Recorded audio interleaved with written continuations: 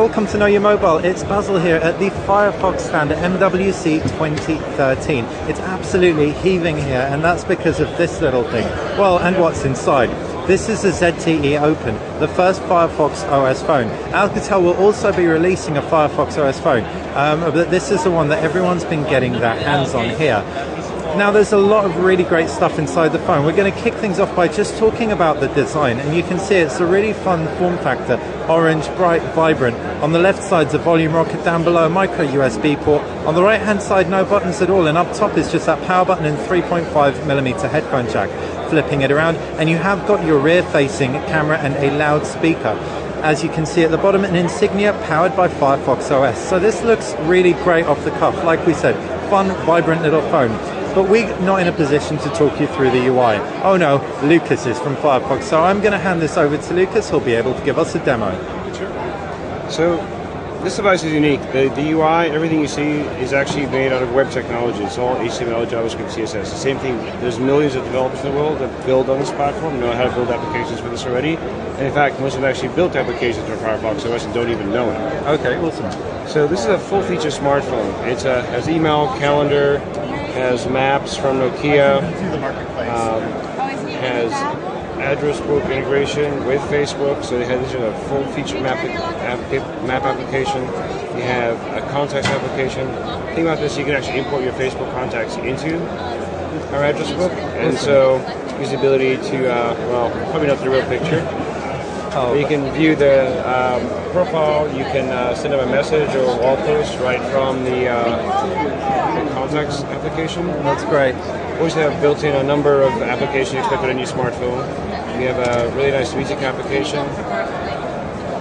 This is all local, so just because it's made out of web technologies, it doesn't mean you have to be online to use it. This is all local, installed on your phone, very fast, easy to use.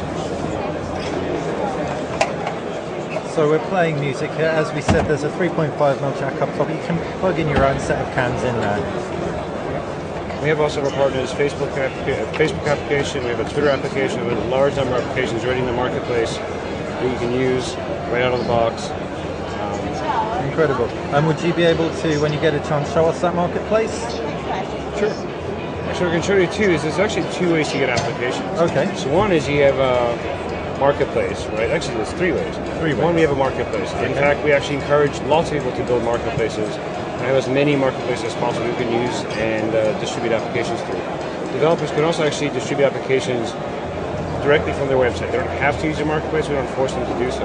Okay. So the other thing you actually have done is really powerful is we built in what I call an application discovery engine.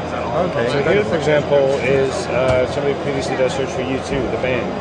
And we know that U2 is a band. So what we do is give you a bunch of results for applications relevant to what you're looking for.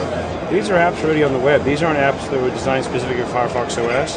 In fact, developers that built it may have no idea what Firefox OS is. But if you look on one of these, say you click on Groove Shark because you want to check it out, what happens is we load the application. Not only do we get the application and run it for you, we actually take you right into the application right where you're looking for to give you results about U2. This is how the web works. The web gives you the ability to find what you want, click directly into it, use it, without forcing you to install anything first. So this is the opposite of an App Store model. An App Store model forces you to go find like 10 music applications, install all of them, throw out the 8 or 9 of them that you actually don't like and don't do anything, and then those forever clutter up your account. Absolutely. So what you can do instead, if you find this, you like it, you love it, you can do is just long press it and add it to your home screen. Now it's installed on your phone. Brilliant. So in terms of offline access of that app, therefore, after you've installed it on your phone, you've got it offline, correct? So it depends on the developer.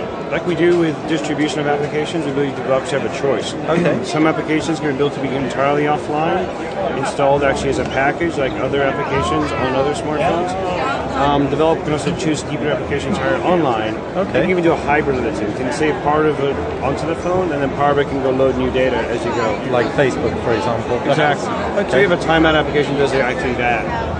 If it hasn't been run before, the first thing it'll do is actually prompt you to see if you want to download all of your your local attractions. So Awesome. if you do, you can download it, save it, or work offline completely. If you don't, then you can say no thanks and keep using it in online mode. It's entirely up to the user and developer and how to feel that experience. Brilliant. So I'm getting a huge sense of openness. As we know, Firefox is a non-for-profit organisation.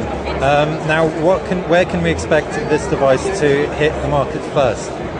So we're looking at markets that are really the sort of dynamic, emerging markets around the world where there's a large population of feature phone users. What this really aimed at is somebody who's getting their very first smartphone. Okay.